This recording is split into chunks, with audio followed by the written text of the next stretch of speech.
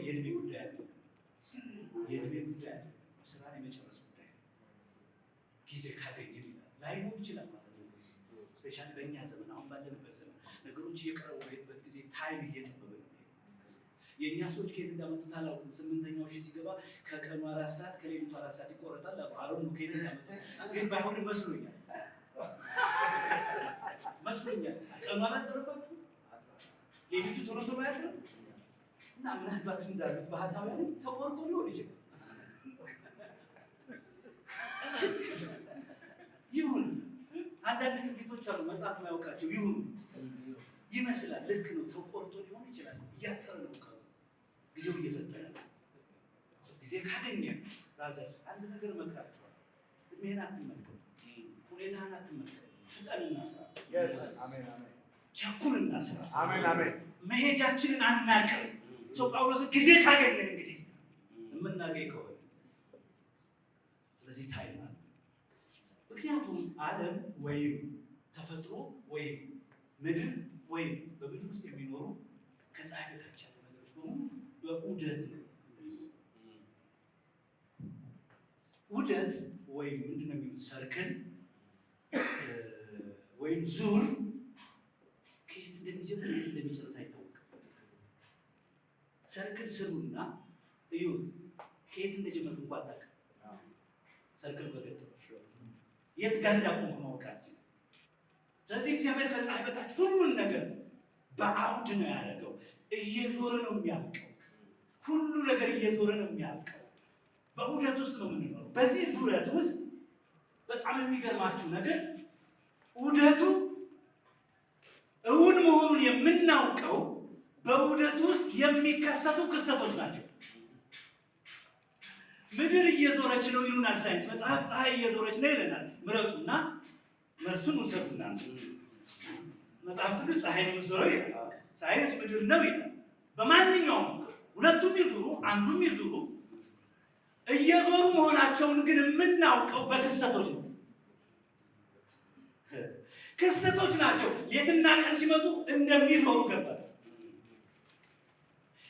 የዑደቱ እግዚአብሔር ለፈጠረው የጊዜ ዑደት ውበቱ ክስተቱ ነው።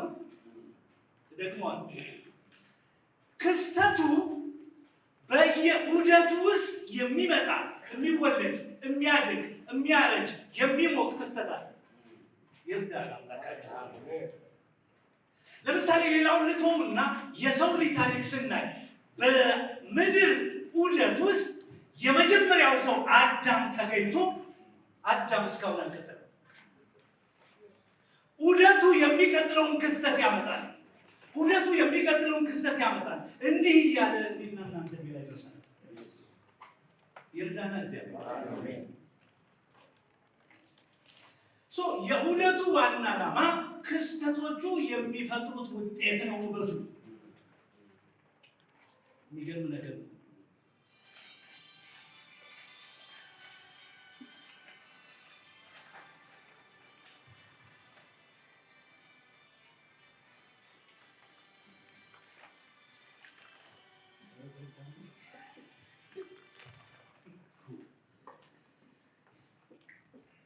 አንድ ሰውዬ ሲቀልብ ሰምታችሁ ሊሆን ይችላል። ድሮ ቸርች የሚጮኸው አጋንንት ነበር። አሁን ስልክ ነው የሚጮኸው። ድሮ ቸርች አጋንንት ነበር የሚጮኸው። አሁን ስልክ ሆኗል። እንደዚያ ሆኖ ይቅርታ ጠይቃለሁ። ዑደቶቹ ለምንድን ነው ላሳያቸው የፈለግኩትኝ? አሁን ከገላትያ ጋር ማዛምደን አንድ ሁለት ነጥቦችን ብያችኋለሁ። ዑደቱ እግዚአብሔር ከፀሐይ በታች ያለውን ነገር በሙሉ በዑደት ወይም በዙረት ዞሮ በሚገጥም የህይወት ዘይቤ ነው ያስቀመጠው። በዚህ ዙረት ውስጥ ዙረቱን ልትከለክል አንተ አትችልም። ዙረቱን ልታቆመው አትችልም። ዑደቱን ልትከለክለው አትችልም። ነገር ግን በዑደቱ ውስጥ በተገኘህበት የዑደት ጊዜ ውስጥ በአንተ ሊሰራ ያለው ተሰርቶ ያልቃል። ልብ በሉ።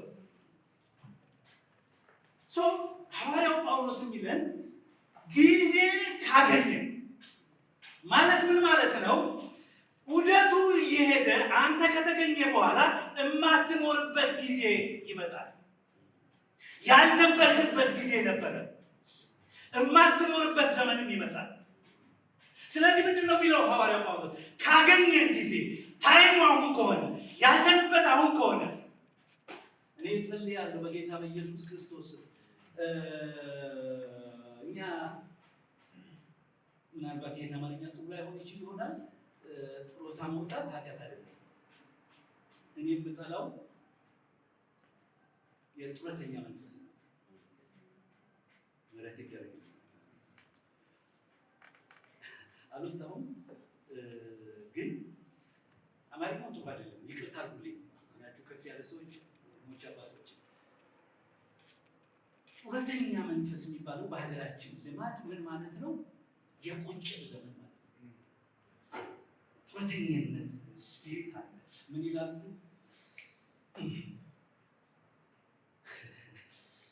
አይታችኋል? እንደዚህ ድድ ማስተር የሚባል ነበርና ይቀመጣሉ። አንዳንድ የተወሰኑ ሰዎች በድድ ማስተር ላይ ቁጭ ብለዋል። 7-8 ሆነው ያወራሉ።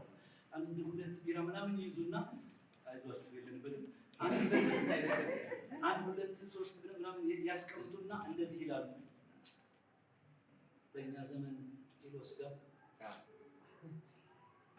በእኛ ዘመን እንትን ነበረ፣ እንዲህ ብናደርግ እንዲህ ቢሆን ነው ጨዋታቸው የቁጥር ነው። እንደ ጳውሎስ በመንፈስ ሲሸመግሉ የምታወሩት ግን እንደዚህ ጨረሱ። አሜን።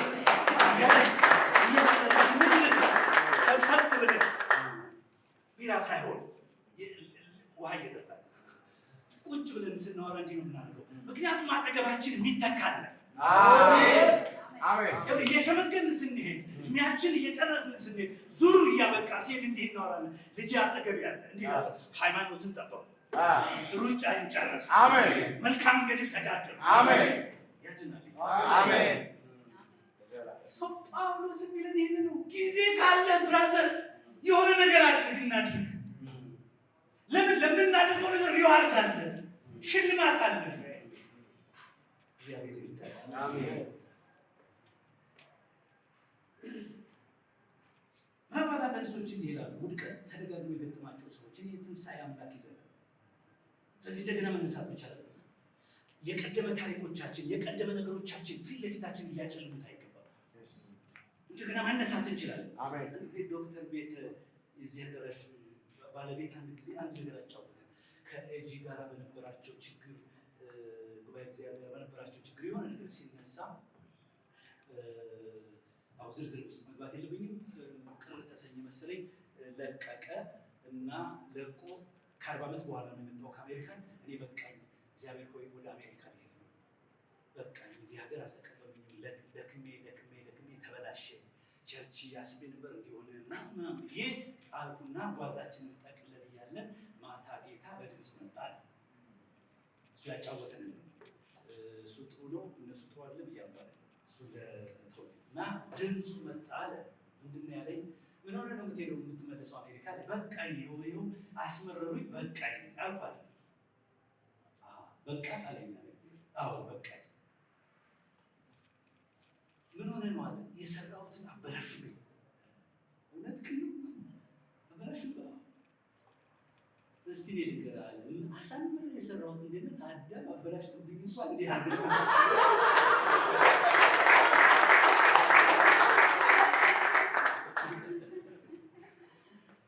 ያደረጉት አንድ ነገር ነው አለ። እንደገና መስራት። እስቲ እንደገና መስራት ነው። እንደገና መስራት። በቃ አሁን ያለኝ አማራጭ አበላሽብኝ አዳም። ግን የፈጀው ዘመን ይፍጅ እንጂ መልሰዋል። ለእግዚአብሔር ክብር ይሁን። አሜን። የወደቃችሁ ተነሱ፣ የደከማችሁ ተነሱ። አሜን። አሁን ጊዜ ካገኘ አሁን መስራት እንችላለን። አሜን። እግዚአብሔር ክብር ይሁን። እንደ ፎከር አደረገው እግዚአብሔር አይደለም። ስንት ዘመን ጠብቆ ልጁን ላከ። ልጁን ልኮ አዳምን መለሰው።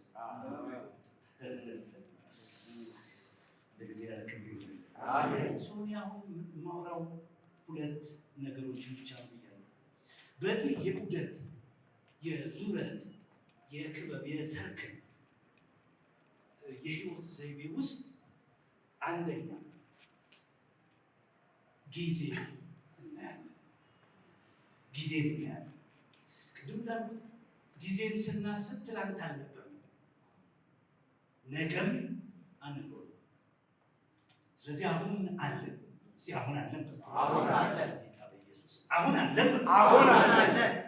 ምን ማለት ነው? በሌላ አባባል አሁን አንተ ካለ በዚህ የዑደት ዘመን ውስጥ አንተ ነህ የዑደቱን ውበት የምትገልጠው። እግዚአብሔር አንተን ነው ኤክስፔክት እያደረገ ያለው፣ እየጠበቀ ያለው አንተን ነው። አሜን። እስቲ እነሳለሁ በሉ፣ እሰራለሁ በሉ። በቃ አሁን ነው የምንሰራው።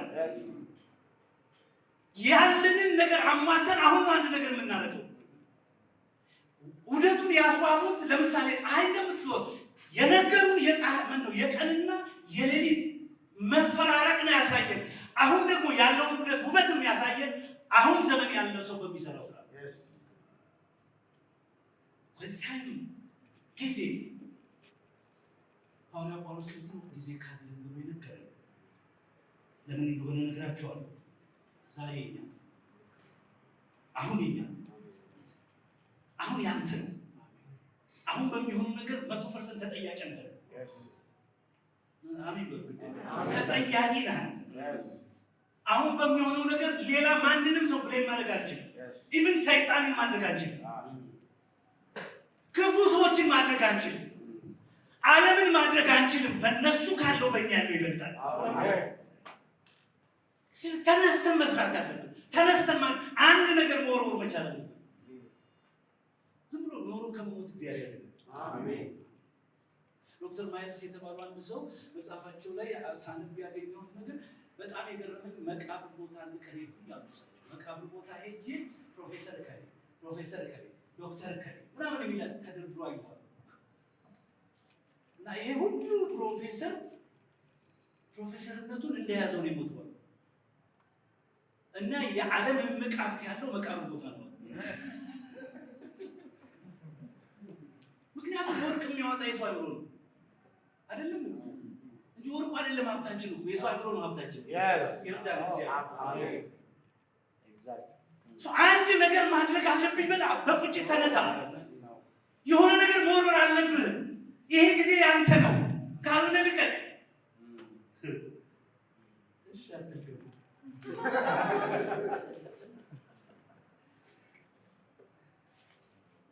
እውነቴን ነው የምነግራችሁ።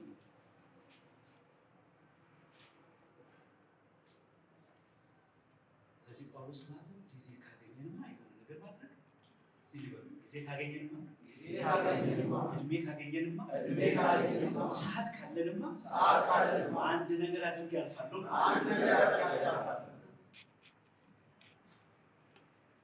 የሆነ ነገር ወደ ቤተክርስቲያን ስለገባ ችግር ላይ ነው ያለነው። አሁን ቤተክርስቲያን ውስጥ አንድ ነገር ገብቷል። ምንድን ነው የገባው? ብለስሚ የሚባል ነገር አንድ ሰው ነው የነገረኝ። አሜሪካን ሀገር ብለስሚ የሚባል ክለብ አለ።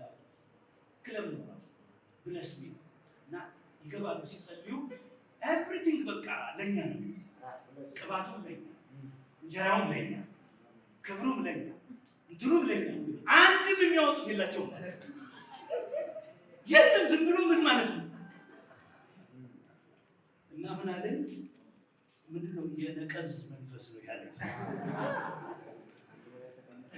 ነቀዝ ብሎ ነው የሚያስገባው። በኋላ ነገር የለም ምን ቤት ይሄ ገብቷል። አሁን ቸርች ውስጥ እንደ አንድ ቸርች ሰምቻለሁ። ይቅርታ የምጠይቀው እንግዲህ ሽማግሌ ስለሆንኩኝ የቀለዱ ጅምር ነው እና ቀልድ አይደለም። 60 ሚሊዮን ብር የሚያወጣ ወርቅ ሊያስባርክ መጣሉ አንዱ ቸርች ሰምታችኋል። ትዝ ይላችሁ እናንተ ልጠይቃችሁ 60 ሚሊዮን ራሱ የተባረካል።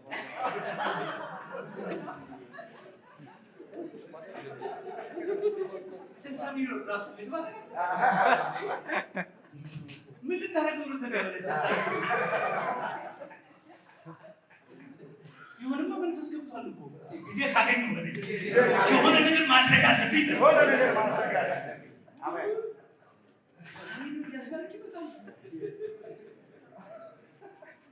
እውነቱን ውሸት አላውቅም። ብቻ በቴሌቪዥን አየሁት። ወዲያው ጠፋ እንትኑ አየህ፣ ወደ ሄድ ኪስ እንደገባ አይታወቅም። ጠፋ። ፈለጉት።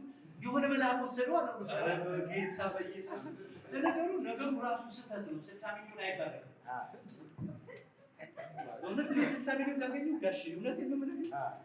ምን የመሰለ የተንጣል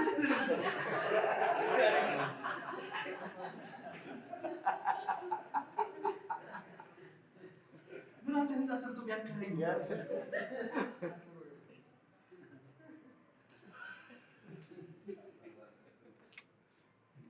መንፈስ ስለገባቸው ውስጥ አሁን ስለ ጊዜ የሚያስብ ሰው እያለቀ ነው። ወንድሜን እግዚአብሔር ባርክ ከምንበት አንድ ሆነ ነገር ወረወረ። አንድ ነገር ወረወረ። ሰው ይድናል። ምን ይድናል ሰው? ምክንያቱም ቤተሰቦቻችን ገድላት፣ ድርሳናት፣ ታምራት፣ ልፋ በጽድቅ ምናምን የምንላቸው መጽሐፍቶች የህይወት መንገድ አድርጎ ነው የያዛቸው እና ይሄን ያነበበ ሰው ያመልጣል። ገደል ውስጥ ገደል መጽሐፍ ከጻፉ በኋላ በ3 ወር ውስጥ ነው 40 ምናምን ሺህ ያለቀው እና እኔ አዋቂ ወይም ጠቢብ ስለሆንኩ አልነበረም። በቅንነት ግን ቅናት ይዞ ይጻፍ። እግዚአብሔር ምስክሬ ነው፣ ያውቃል እግዚአብሔር። ጸሐፊም አይደለም፣ ሊትሬቸር አልተማርኩም፣ ብዙ እውቀት የለኝም። እናንተ ካላችሁበት ትምህርት ማይደረሱ ሰው አይደለም፣ ግን ቅናት ነበር አንድ ነገር ለማድረግ።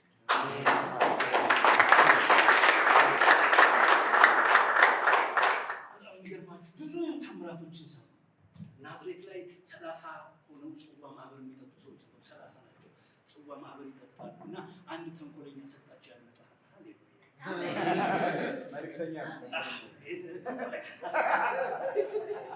ሰጣቸው እና አነበቡት። ይሄ መናፍቅ ነው ምን አባቱ ምናምን አሉ። እሺ እና ምን አለ አንደኛው ለካ እንትን ብሎ ታላሞታል። እንዴት እንደዚህ ላይ ተገዝቶ ነው ምናምን ነገር ነው። እዚያ 30 ሰዎች ያንን መጽሐፍ ይዘው ማንበብ ጀመሩ። እያነበቡ ቆዩና ኧረ ይሄ ነገር እንዴት ነው? ኧረ ይሄ ነገር እንዴት ነው? አዳማ ሄደን መሰረተ ክርስቶስ ቸርች ሄደን ነው። እዚያ አንደኛውን ሰው አግኝቶ ነው የመሰከረው።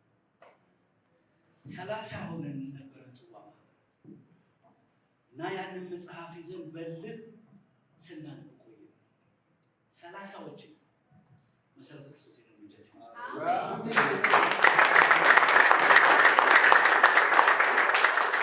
ብዙ ምስክርነቶችን ልነግራችሁ ይችላል።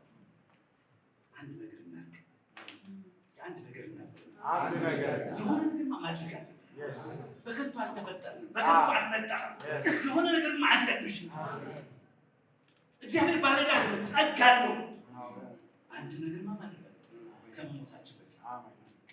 እንደላችሁ ዝም ብለን ኖረን ከመሞት እግዚአብሔር ያወጣል። የሆነ ነገር አድርገን እንሄድ። እኔ ማኔጅመንት ትምህርት ላይ ሊደርሺፕ ትምህርት ላይ 3 አይነት ሰዎች አሉ ብለው ሲያስተምሩ ሰማቸው እና ምን አሉ? አንደኛው አንዳንዶቹ አሉ ምን እንደሚደረግ አይሰሙም፣ ምን እንደሚደረግ አያዩም፣ ምን እንደሚሆን አይናገሩም። በቃ ዝም ብለው አንድ ሰሞን አንድ ፎቶግራፍ ነበረ ኤድስ የመጣ ጊዜ እንደዚህ ምን ነው ታላችኋል። አናይም፣ አንሰማም፣ አንናገርም። ያ መንፈስ ያለ ምን እንደሚሆን የማያውቁ ሰዎች አሉ። ሁለተኞቹ ሰዎች ደግሞ ምን እንደሚሆን ያውቃሉ፣ ማለት ምን እንደሚደረግ ይሰማሉ፣ ምን እየሆነ እንደሆነ ያውቃሉ፣ ግን ምንም ማድረግ አይችሉም። እነዚህም ጤናማዎች አሉ። ዓለምን የሚለውጣት ሶስተኛዎቹ ሰዎች ግን ምን እየሆነ እንደሆነ ያውቃሉ፣ ምን እየሆነ እንደሆነ ይሰማሉ፣ ምን ማድረግ እንዳለባቸው ያውቃሉ። ከየትኛው ወገን ነው? ምን እነዚህ ሰዎች ዓለምን የመለወጥ አቅማቸው ምንድነው? ምን እንደሚመጣ ይገምታሉ፣ ያውቃሉ፣ የሆነ ነገር ያደርጋሉ እና በእነሱ ታሪክ ይሰራል። ይርዳን እግዚአብሔር። አሜን። ምን አስተዋጽኦ አላችሁ በኢትዮጵያ ስለሚገኙ ሙስሊሞች? ምን አስተዋጽኦ አለ በኢትዮጵያ ስለሚገኙ ኦርቶዶክሶች፣ ካቶሊኮች፣ ኦንሊጂሰስ፣ ጆሆባዎች፣ አሁን ደግሞ ዋቄ ፈታ ማን ከቱ ሌሎች ምን አስተዋጽኦ አለ? አንተ የክርስቶስ አምባሳደር ጊዜ ካለ ስለዚህ አንዱ እግዚአብሔር የሰጠን ጊዜ ግን ምንም ያልቃል። ጊዜ ግን ይጠቃለላል። ቅድም እንዳልኳችሁ በጸጸት አንሄድም። ሁለተኛው ግብር ነው የሰጠን እግዚአብሔር፣ ስራ ሰጥቶናል እግዚአብሔር። ጊዜ ብቻ አይደለም፣ በጊዜ ውስጥ የምናደርገው ተሰጥቶ ተሰጥቶናል አለ። አይገርምህም? እኔና ወንድሜ በአንድ ምድር በአንድ ጊዜ ብንገኝ ለሱ የተሰጠው ስራ አለ፣ ለኔ የተሰጠ ስራ አለ። ስለዚህ የሱ መስራት የኔን ስራ ያደናቅፋል። አሜን በሉ። አሜን። አንዱ ትልቁ ችግር ይሄ ነው። አንድ ጊዜ ግጭት በዛ በአገልጋዮች መካከል ጥላቻ፣ እኛም ውስጥ መጋጨት ጀመር። ምን እንዳመጣብን አላውቅም። በቃ መጋጨት ጀመር።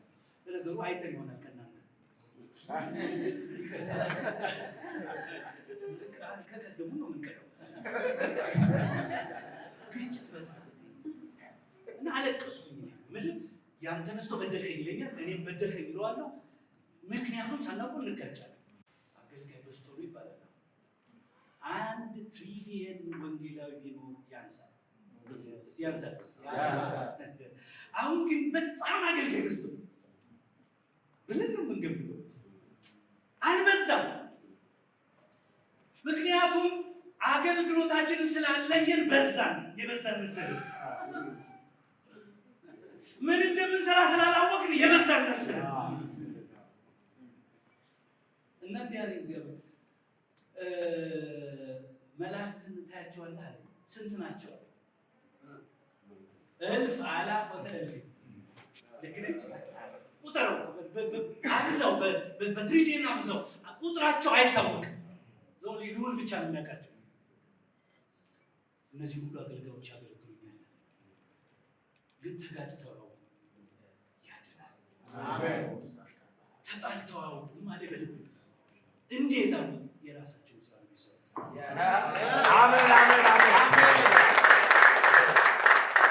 የራሳቸውን ስራ ነው የሚሰሩት። እንዲያ ሲጣደፉ ተጋጭተው እንኳ አያውቁም። እግዚአብሔር ስራ ሰጥቶ ምን ማንም በማንም አይቅ። በሰማይ የሚበረር አንደኛው፣ በምድር ይሽከርከር ሁለተኛው፣ ወደ ቀኝ ሄድ ሶስተኛው፣ ወደ ግራ ሄድ አራተኛው፣ በ100 ኪሎ ሜትር ፍጥነት ይብረር፣ በ10 ይሄድ። ግድ የለም በተሰጠን እግዚአብሔር ያርዳል። አሜን። ጊዜ ብቻ አይደለም የሰጠን ስራ ሰጥቶ ስራ ፈቶች አይደለም። በምንም ታምራለን። የኔን ስራ የወሰደብኝ ሰው በምንም ታ ድሮ እነሱ ሲነግሩን እንሰማለን እና ድምፁ ሸጋ የሆነ ሰው ድምፁ እንደኔ ያለው ሰው ይቀናበትና ይሰጠዋል እና ይሰጠዋል። ያው ልሳን ይዘጋል። ከዚያ በኋላ የእሱ ድምፅ የሚያገለግልበት ቦታ ስላላወቀው ነው የተጣለው። ሰው ለመጥሪያ የተሰጠውን ድምፅ ለመቀደሻ ለምን ያለው?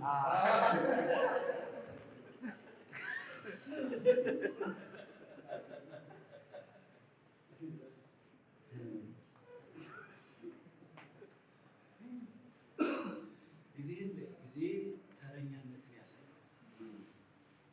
ጊዜ ከገባን ተረኛነታችንን ያሳያል። ተራህን እንደምትለቅ ታውቃለች። እግዚአብሔር ይርዳል። አሜን። እና ግብር አለን። ግብር የህልው የሆነ ፍጥረት መገለጫ ነው። አንድ ሰው ግብር አለ ወይ? ህልው የሆነ ነገር በሙሉ ግብር አለ። ያለ ግብር ህልው የሆነ ፍጥረት በምድር ላይ የለም። ስለዚህ ስራ አለን። እንግዲያስ ጊዜ ካገኘን ስራችንን እንስራ። በጣም ደስ ያለኝ ግን ተሐድሶን ሰጠን። በደንብ ሰው ተሐድሶን ሰጠን እግዚአብሔር። እየጨረስኩ ነው። ተሐድሶን ሰጠን እግዚአብሔር። በፍጥረት ታሪክ ውስጥ ተሐድሶ የፍጥረት ባህሪ ነው። የትኛውም ፍጥረት በተሐድሶ ነው የሚኖረው። እንስሳትን፣ እጽዋትን፣ አዝርትን ተመልከቱ፣ በተሐድሶ ነው የሚኖረው። ሰው ራሱ በመታደስ ነው የሚኖረው። እግዚአብሔርን በጣም የወደድኩት አንድ ጊዜ ደከምኩና በእግዚአብሔር ፊት ኃጢአት አደረጉኝ። በእግዚአብሔር ፊት ለእናንተ ነግራችሁ እንኳንም ለእናንተ አይነገር በእውነት እግዚአብሔር ከሰው ካህን ወደ ሰማይ ካህን የወሰደን እግዚአብሔር ተባረከ። አሜን አሜን። ሰው አያቆመኝም፣ መድረክ አይሰጠኝም። ብነግራችሁ ኢየሱስ እያወቀ መድረክ ሰጠ። እያወቀና ሰራት ያ ደከም እና በጣም አዘኑ። በቃ ከዚህ በኋላ እንዴት አድርገን ጌታን ማገለግለው? የምስራች አለን ዛሬ። እንደኔ ለደከማችሁ፣ ለሰለቻችሁ፣ ለወደቃችሁ እግዚአብሔር የተሐድሶ አምላክ አሜን አሜን። እና እግዚአብሔር ሆይ በቃ ምናምን ነገር አለ።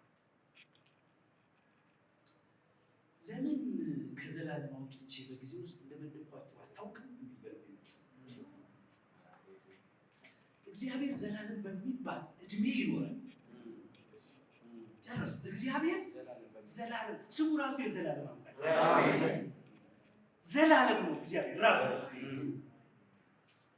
ወደዚህ ብትሄድ መጀመሪያውን አትደርስበትም፣ ወደዚህ ብትሄድ መጨረሻውን አትደርስበትም። ዘላለም ዘላለም በሉ ዘላለም እንትን አይደለም ስንዘምር ራሱ የዘላለም አምላክ ይሄ የዘላለም አምላክ በዘላለም ንግስና የሚኖር በዘላለም ዙፋን የሚኖር በዘላለም ክብር የሚኖር በዘላለም ህልውና ያለ አንድ ቀን በራሱ ፈቃድ ከዘላለም ወጥቶ ጊዜ የሚባል ነገር ፈጠረ። ያድናል እንዴት እንደወጣ አላውቅም። ጊዜ የሚባል ሰራ ወደ መሬት ከፀሐይ በታች ጊዜን አስቀመጠ። በጣም ገባኝ።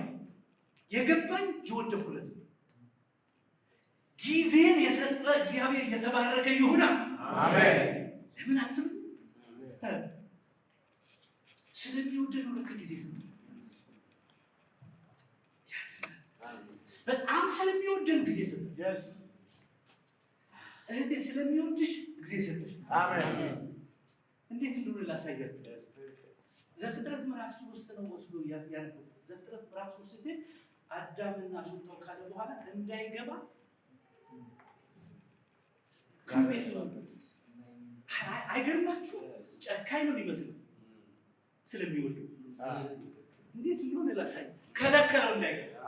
አንብቡት። ለምን እንደከለከለው ፍጠረኛ አላለው። ራሱ ነው የፈጠረው። ባዶ ሜዳ እኮ ነው የለቀቀው። ጎረቤት የለውም እኮ አዳም። አይገርም? ለማን ነው የሚጥለው? እንዳይገባ ከለከለው። ለምን አለ?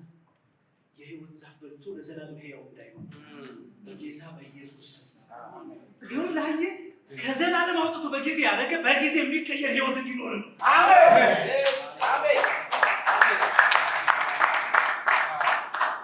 ዛሬ ኃጢአት ብታደርግ ድካም ቢታይብህ ዘላለም ውስጥ ብትሆን ነው የዘላለም ኃጢአተኛ ነው።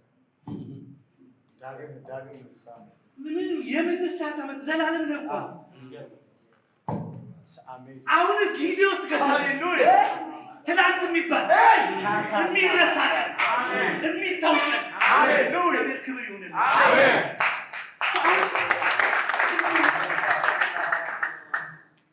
ዛሬ የሰራው ኃጢአት ዓለም ያልሰራውን ወንጀል ሰራው። አገር የሚጠራውን ኃጢአት ሰራ። ለእግዚአብሔር ክብር ይሁንልህ። አሜን። ልክ ዛሬን አዞረና በውደቱ ነገ አደረገው። ነገ አሁን ዛሬ ጨርሰህ እንድትመጣ ጊዜ ሰጠን እግዚአብሔር። በአንድ ቀን ውስጥ ራሱ የደቂቃ ጊዜ ሰጠን። ዛት ሚንስ ዊዝን ሰከንድ ከውድቀት ወደ ትንሣኤ ትመጣለህ። አሜን።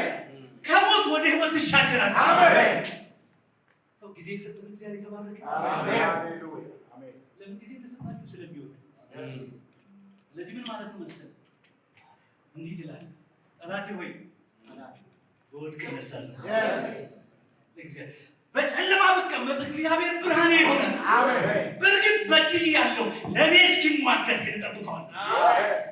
ለምንድን ነው መሰለህ? ታይም ጊዜ እግዚአብሔር ስለሚወደን ይሄን ሰጠን። እግዚአብሔር የተባረከ ይሁን። አሜን። አዲሱ ሰጠን። አንድ ነገር እናድርግ ስጨርስ። ይሄ ወንድማችን ይሄን መጽሐፍ ጽፎ አቀረበ። በዚህ ዓለም ውስጥ ስትኖር ያንተ አስተዋጽኦ ያስፈልጋል። የኔ አስተዋጽኦ በዚህ ምድር ውስጥ ተፈላጊ ነው። እግዚአብሔር ምስክሬ ነው። ተፈላጊ ነው። ባታደርግ ክፍተት ይታያል። ያንተን የሚሞላ ሌላ ሰው እግዚአብሔር እድል ከሰጠን አንድ ነገር እናድርግ። ወንድሜ ለኦርቶዶክስ ቤተክርስቲያን ቤተሰቦቻችን ይሄ መጽሐፍ ሰጥ እኔ ተመልሼ አልመጣም። ወንድሜ ነው ከዚህ በኋላ የሚቀጥለው ይሄ መጽሐፍ አነበብኩትና ተመለከቱት። ስመለከተው ሁለት ነጥቦችን አገኘሁበት። ሁለቱ ነጥቦች እነዚህ ናቸው። የመጀመሪያው ነገር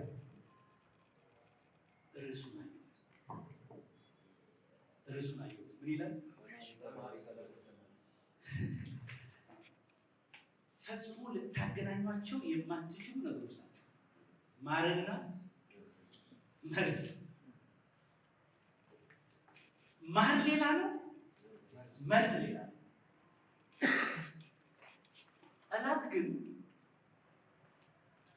ማሩን አሳይቶ መርዝ የመጋት ጥበብ እውቀት ከጥንት ጀምሮ ነው ያለው። ዘፍጥረት 3 ላይ ያየነው ያሳያቸው ደስ ይላል፣ ውጤቱ ግን ምሬት ነበር። የቤተ ክርስቲያናችን መጽሐፍቶችን የምታነቡ ያነበባቸው ያወቃችኋቸው ሰዎች ይዋቸው በሙሉ አንዱም እንኳ ክፉ ነገር የሚናገሩ አይመስሉም። ገድላት፣ ድርሳናቱ፣ ታምራቶቹ በጣም ነው ከጌታ በፊት እኮ ያስለቅሱ ነበር። እግዚአብሔር ምስክር ነው።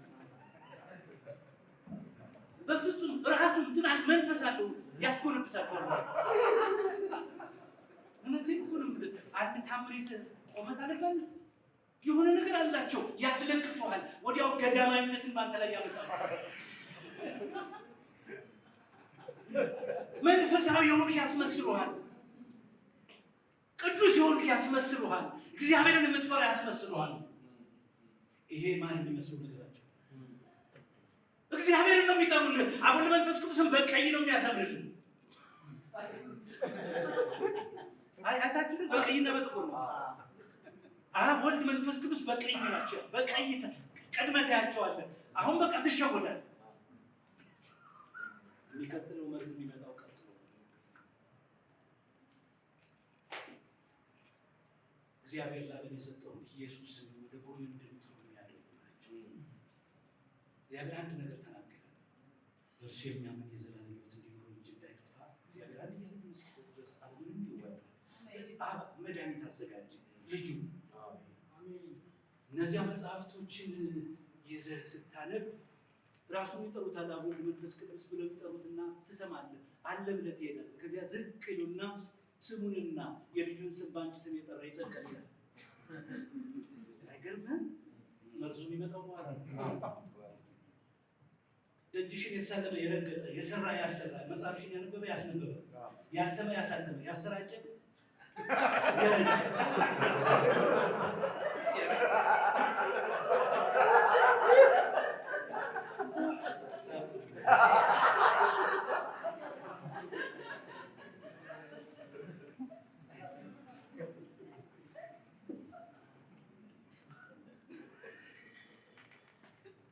እግዚአብሔር ይባል። አሜን። እዚህ የተጻፉት መጽሐፍቶችን ነው እየተሻሹ ቤተሰቦቻችን የሚኖሩት ያጸድቃሉ፣ መንግሥተ ሰማያት ያስገባሉ፣ ምሕረት ያመጣሉ ተብሎ የማያነቧቸው ተሻሿቸዋል። ልክ አይደለም? ጎንበስ ብለው ቄሱ በመጽሐፉ በድርሳኑ በገድላቱ በስንክሳሩ ያሻሸዋል። የሚያስቅ ነው።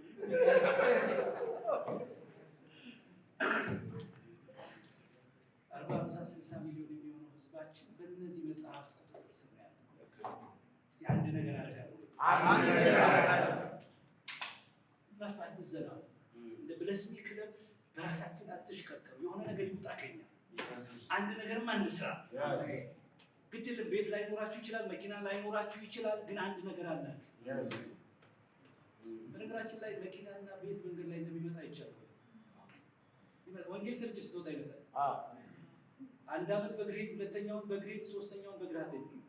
አሜን በሉ። ግድ ትንቢት አይደለም ወይም ሰይድ ክሌቢት ምናምን ማለት አይደለም። አይደለም። እኔ ከልቤ ከምሬ ነው የምነግርህ።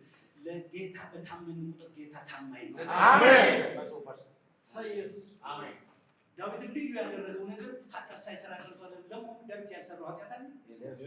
ንገሩኝ። አንዲት ነች የታምልክ ብቻ ነው ያልነካት አይደል? አንድ ቁጥሯን ያቺ ዘጸአት 20 ቁጥር 1 ላይ ከኔ በቀር አታምልክ፣ እሷን ነው ያልነካት። 9ኙን ጨፍጭፎታል። አልተፈጨፈም። ምንድን ነበር ጥንካሬው? ዳዊት ምንድን ነበር የዳዊት ጥንካሬው ብለህ ብትለኝ ለልዑል ማደሪያ እስኪያገኝ ድረስ ለዓይኖቹ እንቅልፍ ለጡንቾቹ ረፍት አልሰጠም ይላል። ክብር ለኢየሱስ ይሁን። ሃሌሉያ። በቃ ዋና ዓላማው የፈለገው ይሁን ለልዑል ማደሪያ ፍለጋ ሲዞር ነው የሚኖረው። እግዚአብሔር ተመለከተ። ኃጢአት እንደሰራ እያወቀው እንደ ልቤ ነው። ድካምህ አይደለም አንተ ውስጥ አንድ ነገር አለ። እኔ ውስጥ አንድ ነገር አለ። በዚህ ምድር አንድ ነገር አድርጌ አልፋለሁ።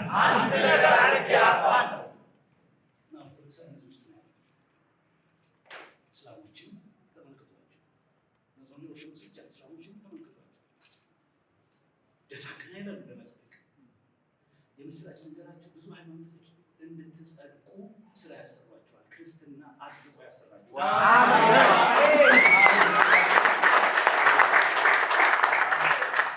ሁሉም ሃይማኖቶች አይቻልም። ጠይቅ፣ ሰባቱን ይልሃል። ሶላት፣ ሐጂ፣ ዘካ ምናምን ይላል። ኦርቶዶክስ ተሳለም፣ ጃንጥላ አምጣ ምናምን ይላል እና ትጸድቃለህ ይላል። ጴንጤውም አሁን መጥቷል። ትነካኛለህ ትጸድቃለህ የሚል መጥቷል። በኢየሱስ መታው ተገዝቶ አልነካም። ኦንሊ ክርስቶስ ብቻ ነው፣ ክርስትና ብቻ ነው አጽድቆ ስራ የሚያስጀምረን። አሜን አሜን። ክርስትና ከጽድቀት ነው የሚጀምረው፣ ከማጽደቅ ነው የሚጀምረው። ምንም የአንቺን ጸሎት አይፈልግም። እግዚአብሔር ይባርክሽ። በመጠቆም ይቅርታ። የአንቺን ጸሎት አይፈልግም ለማዳን። የአንቺን ጃንጥላ አይፈልግም። የአንቺን መባ አይፈልግም። የአንቺን ድምፅ አይፈልግም። ያጸድቅና ድምፅሽን ይፈልገዋል። በቃ ጸድቃ አይደለም እስላሞችንም እናያቸው፣ ጆባውንም ኦንሊሱስንም እንመልከተው። አደጋ ላይ ነው ያለው። እስቲ አንድ ነገር እናድርግ። ልማችን ይህን መጽሐፍ ሰጠ፣ እሱ ይነግራቸው ያቸዋል። ይሄ መጽሐፍ በጣም ደስ ካለ ነገር አንደኛው ነገር ኦርቶዶክሳውያን አባቶቻችን ነው ብለው ያስቀምጧቸው የከበሩ መጽሐፍትን በቅዱስ መጽሐፍ ብዙ መጣሉ። እዚህ ውስጥ አይታችኋል። የአንዳንድ የጥንቆራ የምናምኑ ነገሮች በነገራችን አንዳንድ ጊዜ ያለፍንበት ጥሩ ነው። ያለፍንበት ጥሩ ነው። ብራዘር ነካክቷል። የነካካውን ይዘው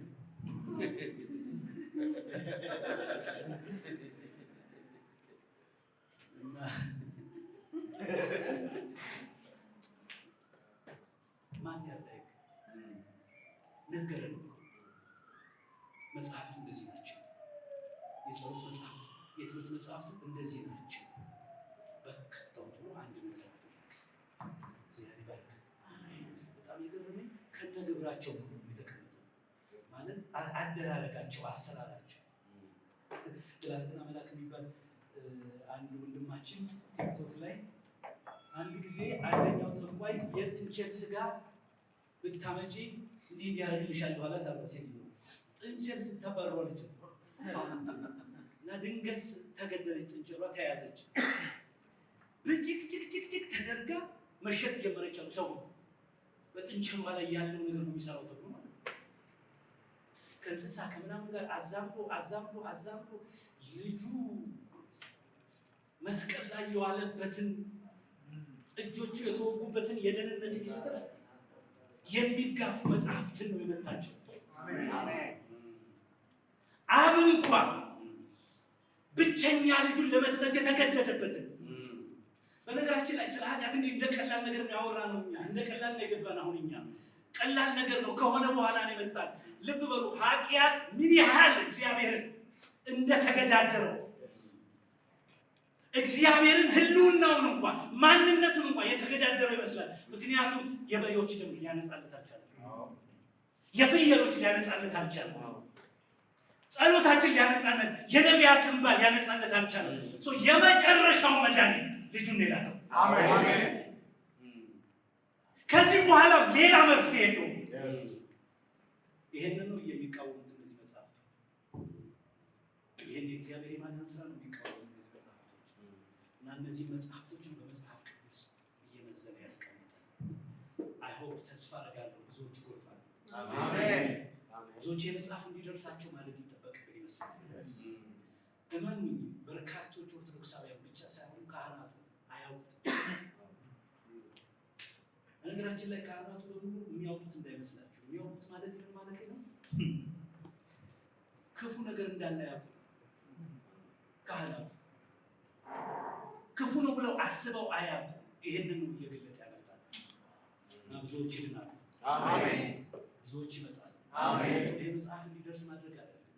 ገድሉ የስቅል መጽሐፍ እንደተጻፈ የመጀመሪያውን 10,000 ማህበረ ቅዱሳን ገዝቶ የቀበለው ያቃጠለ ገንዘቡ ደርሶኛል። ጌታ ይመስገን። እንደገና የምናሳትምበት አገኘ። ግን ሰው እንዳይደርስ ነው ያደረገው የመጀመሪያው። አሁን ይህ መጽሐፍ ሲወጣ እመኑ ይረባረባል። ስለዚህ በተቻለ መጠን ይህን መጽሐፍ በህዝቡ እጅ እንዲገባ ማድረግ አለብን። ወደ ህዝቡ እንዲመጣ ማድረግ አለብን። አብያተ ክርስቲያናት እንዲተባበሩ ማድረግ መቻል አለብን። ቀላል ነገር አይደለም። እግዚአብሔር ይባርካችሁ። ዛሬ በትክክል እሳቸው ሊሰብኩ እንደሚችሉ ማውቅበት መንገድ ምንም አልነበረም እና ጠዋት ደወልኩኝና መጽሐፍ መሸጫ እስኪ ስሙን ፈልጌ ማለት ነው እዚህ ለእናንተ ለመናገር ገድል ወይንስ ገደል የሚለውን የማን የጻፈው ታውቀዋለህ ስለው ሳምንት ደውይልኝ ካሮጌ ተራ ፈልጌ ያመጣልሻለሁ መጽሐፉን አለኝና በፍጹም ልገምት አልችልም እና ስላሉ በመካከላችን አሁን የምሬን ነው በጣም እግዚአብሔርን አመሰግናለሁ። ስላሉን እድለኛ ነን እና ደግሞ በህይወት ስላሉን ደስ ብሎኛል። የማይኖሩ መስሎኝ ነበረ። ረጅም ዓመት ነው። በህይወት ስላሉ አመሰግናለሁ እግዚአብሔርን። በትክክል ሩጫዬን ጨርሻለሁ የሚሉ ሰው ሞት ባደረጉት ነገር ብዙ ነፍሳት ድነዋል። ማያውቁት ነፍሳት ድነዋል። እንደኔ አባት ያለ እና ምናልባት አባቴ በጊዜ ጌታ ባያገኝ እኔ አሁን ያለሁበት ህይወት ውስጥ ላልሆን እችላለሁ። ምናልባት ሌላ ቦታ ውስጥ ሆን ነበርና በአባቴ መዳን ነው መዳን የደረሰኝ። በጣም ነው የማመሰግነው። ደስ ብሎኛል። በህይወት ስላሉ ደስ ብሎኛል። ውጫዬን ጨርሻለሁ ይላሉ በትክክል። እሳቸውም ሲያልፉ መንግስተ ሰማያት እንዴት ነው ይኖሩ ሳይሆን በትክክል ከአያቴም በጌታ ነበሩ እና ከአያቴ ጎን እንደሚሆኑ አምናለሁ። በጣም ደስ ብሎኛል። እግዚአብሔር እንባርካቸው አይደለ? ሁላችሁም እንዴት ነው የምር ባርካቸው።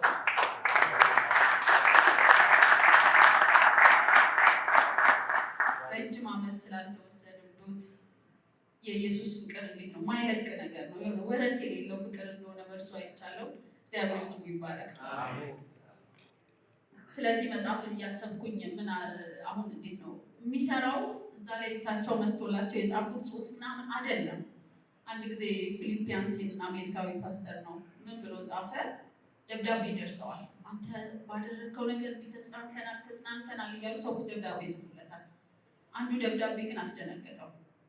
ወንድ ልጅ ነው እና ወላጅ እናቱ በተደጋጋሚ ክፍሉ እየገባች ትደፍረው ነበር እና ይሄ ልጅ ምን አለ ለፊሊፒያንሲ አንተ በሰበከው እግዚአብሔር እንደሚወደኝ ተረዳው አለ እና ምን ማለት ነው? ፊሊፒያንሲ በትክክል መጥቶ ቢነግረው እግዚአብሔር ማይወደው ሰው አለ የሚልበት ሁኔታ ላይ ያለ ልጅ ወንድ ልጅ እንዴት ነው ሴት ልጅ ብትሆን ይሻላል። ወንድ ልጅ እናቱ በተደጋጋሚ የምትደፍረው ልጅ በፊሊፕ ስብከት እግዚአብሔር ይወደኛል ማለት ሲችል ተአምር ነው እና እንደዚህ አይነት ነገሮች በተአምር ነው የሚሆኑት። እግዚአብሔር እኛ የሆነ ነገር ሲባል የሆነ ቦታ ላይ ሄዶ የሆነ ስራ የሚሰራው ሆሊ ስፒሪት አብሮ ከቃሉ ጋር ስለሚጓጓዝ ነው እንጂ ብቻውን ስለሆነ አይደለም። አሁን በዚህ መጽሐፍም እንደዛ ነው የምጠብቀው። የሆነ ተአምር እንደሚሰራ እንደሚሆን ደግሞ እርግጠኛ ነኝ። አሁን እኔ ያው ቀላል ነው ክርስትና በቃ ኢየሱስ ጌታ ነው ብቻ ስላለ ብቻ ነው የምል አይነት ሰው ስለሆንኩ እንደዛ አይደለም ማለት ችግር ውስጥ ላለ ሰው የሆነ መድኃኒት ይሆናል። የሆነ እግዚአብሔርን የሚፈራ ግን ደግሞ በሌሎች አማልክት ለተያዘ ሰው መውጫ ይሆናል። ስለዚህ ትልቅ ነገር ነው። በጣም ደስተኛ ነኝ።